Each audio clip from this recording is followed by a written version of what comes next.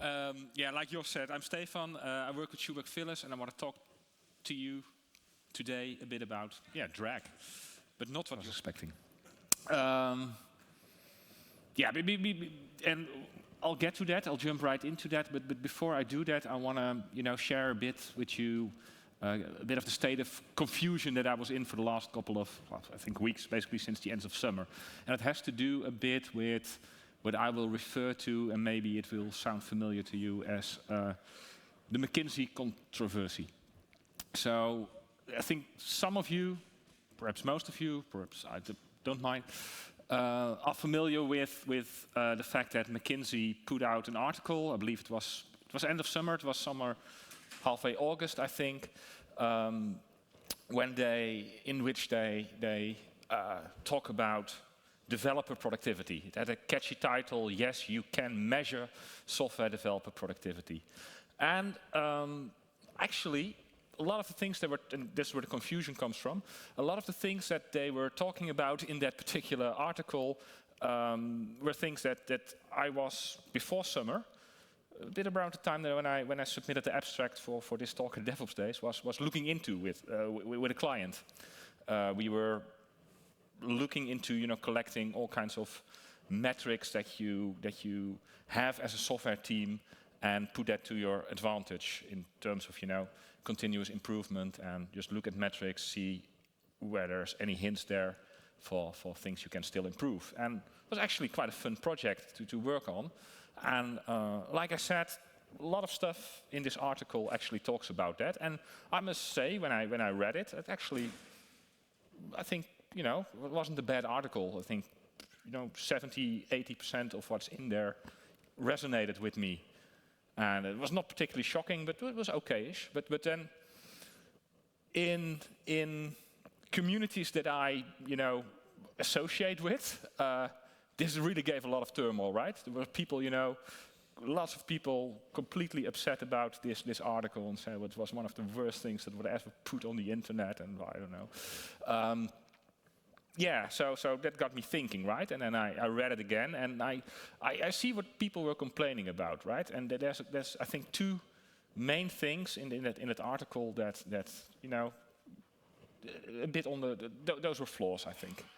So first of all, it talks about productivity, and that I think in our industry that has somewhat of a strange connotation, perhaps, right? When you think about productivity, it's perhaps you think about turning inputs in outputs, and a lot of the work we do, I tend to think of is more like creative work, right? And it's not easily measured in terms of ratios between input and output and efficiency and stuff like that. So I think that was a bit off there. And I think the second thing was it focused also quite a lot on individual developers and actually measuring their productivity. And there, of course, it gets quite scary. So a couple of days ago, I reread the abstract that I submitted to DevOps Days for this talk, and I used the word productivity there twice. So hopefully that does not get me into too much problem. But I really think productivity isn't the right word to use here, right? I think we should talk more about performance, right? And I think, and that's actually the gist of it for me, is that if you have a mature team that's taking continuous improvement seriously, you as a team, you look at whatever you can look at to see how you are doing and where there's still room for improvement, right? But the key thing here is, I think, that you do that on the team level. So I think if you build it up, right, you have the individual level where you have individual contributors, developers, engineers. You have the team level, and then one step higher, you have the organization level. And I think if you talk about using data to improve yourself, you better stay away from the individual level. Talk to developers, listen to them, perhaps do a survey. Do they feel productive? Do they feel like there's stuff hindering? But better stay away from measuring. That would be my take on it. And then if you go all the way up, at the organizational level, yeah, also a bit tricky, right? So what are you going to measure there? This article talked a lot, of course, about the DORA metrics and stuff like that. But if you're a huge organization and you have a couple of hundred DevOps teams, yeah, what's the point of measuring number of, I don't know, deployments or stuff like that? Are you going to compare your teams? Are they comparable? So my take here is really, don't look at that kind of stuff, right? That's kind of white box stuff, and I would really treat those teams as black boxes, right? Look at the value they are producing. Are their stakeholders happy? Stuff like that. And then in the middle level, in the team, yeah, that's, I think, a safe place to look at things like number of deployments, failure rates, and stuff like that. Look at it at a team level and try and improve there. So I think that's an important thing to point out if you're doing this kind of stuff. Well, today I'm going to talk a bit about that middle level. And so teams looking at how they are doing things and where to improve, right?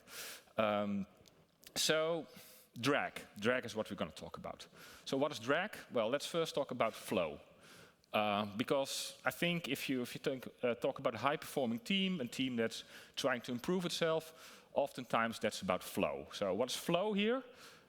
Flow is the smooth, uninterrupted movement of work throughout your development life cycle, right? We talk a lot about that. Steadily progressing, I don't know, stories, tasks, whatever, through your cycle, and hopefully with that comes value. Doing that in an efficient way brings value. That's kind of the hypothesis. And in software development and DevOps, we talk a lot about flow and how to improve it. But I think if you look closer at how you improve your flow as a team, oftentimes it's about actually getting rid of things that slow you down. And that's where drag comes in. So what is drag? Silly answer would be, it's just the opposite of flow. But I think it's a true answer. So what do we mean then? It's, delays in your process, unnecessary waiting times. It's bottlenecks, excessive interruptions. So that's the kind of things we want to talk about. So, perhaps a couple of examples. You can make a quite obvious list of things that slow a typical development team down, right? Lots of toil, chores that you have to do in a team that's not really adding value, but that's causing delays and stuff like that. So it is a very grateful category, of course. Stuff that you do repeatedly and manual. That's always, a sign of that you're losing some efficiency there. So manual deployments, manual testing, and probably you can go on with a whole lot of stuff that has manual in front of it and that has a repetitive character. That's rather obvious. Figuring out how things work, right? So if your documentation isn't, up to sniff, and then with up to sniff I mean if it doesn't bring to the team what it needs, and the team spends a lot of time in figuring out how that piece of code works, how deployment for that particular target platform works. If a team spends a lot of time doing those kind of things, that's also something that you want to reduce. That's drag. That's an example of drag. Repeated incidents, problems, things that you have to keep on fighting, right? That's slowing you down. That's slowing you down massively. Example of drag. Overly complex configurations, things that you should really simplify to get in that state of flow again. And then a not so technical category, inefficient meetings, or perhaps if you want to make it a bit bigger, artifacts of your development process that's slowing you down, right? I'm obviously talking about things like save and all kinds of silly rituals that teams and organizations put on themselves. And well, you can think of a couple of those yourself, I'm quite sure. So once you start looking for it, you find it everywhere. So let's do another, rather, I'm not going to be complete, I'm just going to touch upon a couple of those things. So let's do another category that sometimes immediately comes to mind if you think about things that slow you down, right? Technical debt. Technical debt, talking about connotations, that also always has a very negative connotation, right? If you talk with developers, engineers about it, they talk about technical debt, and the mood in the room immediately goes bad and stuff we don't want to talk about. But let's have a bit of a closer look here, right? So what's technical debt? Technical debt arises when you, as a team, make a decision, hopefully a conscious decision, to trade some longer-term maintainability of your code or system for some short-term gains. Typically, you want to just do a release because timely release has all kinds of benefits to our business or whatever, and you make a conscious decision, right, to push something to production of which you know that in the longer term it's going to hinder your maintainability and your ability to change your system. It can be a very conscious choice, not per se a bad choice, right? So, and that's why I think this metaphor of debt is actually a quite sharp one here, right? So, because if we peel it down, the time that you immediately win by going to production, by releasing, you can consider that the loan. That's what you're getting, and the longer-term effect, the higher cost of future changes, that's going to be the interest that you pay. And now the point is, taking on debt is not inherently bad, right? So I have a mortgage. I feel pretty good about it. And I remember, right, when I got my first mortgage, I was talking, to the person from the bank, and we had a little chat, and I was asking her, so what do you like about your work, right? Why are you excited about your work? What do you like about? And she told me, well, the nicest thing about this line of business is I'm working with people. I'm always meeting people at the other side of the table, and that's human nature. People always want a bit more than they can afford. They just want a bit of a bigger house than the model says they can afford. And that for her, it was nice because that gave her a puzzle, and then she had to be creative to make that possible for people. And I was like, ouch, she's not going to enjoy working with me today because I'm rather conservative, right? I don't really like taking on more than I can take. I think with technical debt, you at least need a bit of the same mindset, right? Taking on some technical debt isn't inherently bad, but you just have to do it consciously, and you have to manage it. What do I mean with managing? Well, for starters, like I do with my mortgage, make it visible, make it explicit, write it down that you're taking debt, and think about the consequences. What do I have to pay each month or each whatever? And can I afford that? And should I perhaps at some point, is it a good time to do a down payment? So with technical debt, you have to approach it the same way, I guess. So one way to actually do that, and I kind of like that method. I have it from this actually quite good book, Managing Technical Debt, by Kurtjen and some others. And they actually propose a way that you kind of put it on your technical debt and some other things on your backlog. So how does it work? We'll say, well, we can have two axes where we divide the items that we have on our backlog. So here the x-axis is visible versus invisible, and on the y-axis you can think about positive value and negative value. That's all vague, that's all abstract, let's make it concrete. Features. Features is what gives you value, right? So that's positive value. By producing features, we hopefully add value to our business. And it's visible. It's visible to the users, to whatever stakeholders. So that's an example of something that's positive and visible. Defects. These are also things that once in a while, hopefully not too often, occur in your backlog. They're also quite visible to your users. They're negative value. So, they don't add a lot of value to the business. They detract from it. And then there's the invisible category, that's stuff that your users don't see, but still has positive value. That's stuff like, your architecture that you need to maintain, the infrastructure that you perhaps deploy and stuff like that, also ends up in your backlog. And then finally, there's technical debt. It's not visible to your users, it's visible to the team. The team is hindered by it because it slows them down when making changes. And this slowing down makes it that it gives negative value. And here the suggestion is that and I don't know whether you should literally put it, I don't know, whatever you use for your backlog, Jira or stuff like that. But the key idea is that you take it into account when you do your planning. And for that, you need to be explicit about it. You have to write it down, and perhaps you have to go a bit further. You have to quantify things. How much is this slowing us down? How much will certain types of changes take longer if we have this technical debt still in your system?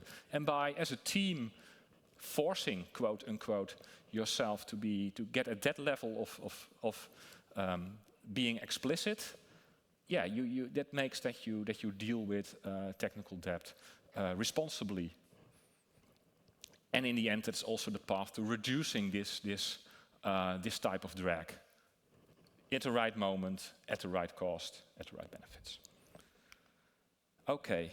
Oh yeah, this I like very much. Software metabolism. That sounds, well, that sounds really scientific, right? This has to do with I call it a myth. The myth that if you're a good team, if you're a mature team, and you stick together long enough, that over time, and here's that word again, you will get more productive, right? Because you get to know each other, you know the system that you're working on quite well. So we always tell ourselves, if we have a good team of professionals, after time they will get more productive. And maybe that's true, but not necessarily so. And that has to do with the nature of building software. And the word nature here is chosen a bit deliberately, because I'm going to make an analogy with something from biology. It's called the basic metabolic rate, and that's hard to explain, but Wikipedia does a pretty good job. But in my words, which are layman's words, it's the energy that your body consumes at rest. So just to keep basic functions running, like breathing, cell repair, stuff like that, right? So energy we consume in rest. And what's important in biology to point out here is that for endothermic organisms, this typically decreases with age. So when you get older, it takes less energy to breathe and stuff like that, right? And we have something like that in software as well, but with one important difference. In software, this doesn't decrease with age, it increases with age. And how does that work?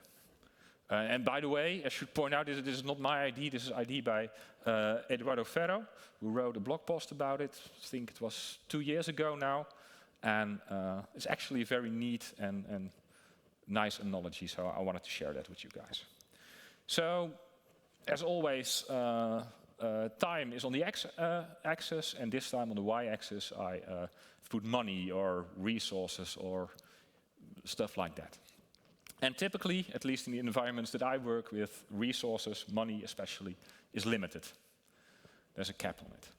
So, for example, it could be our team size, right? We can't go over a certain team size. So now we're going to, let's assume a greenfield situation. We're going to build some software here, and we're going to build a feature, nice yellow feature. I just built it, and that for some time, that consumes some of our resources, some of our money, some of our team capacity, whatever. But then the feature is finished, we have shipped it, and we're done. We don't have to take on that cost. Now, wait a minute, of course, even if we shipped it, there's still cost involved, right? There's still a bit of cost involved over the course of the lifespan of this feature, right? What is that? Well, that's the price, the cost that we have to incur maintaining this feature, right? Maybe we're going to, upgrade some library or some framework, and then there's work to do in that particular feature. There will be some minor bugs that we have to fix over time. So there is a cost we still have to pay for keeping this feature around.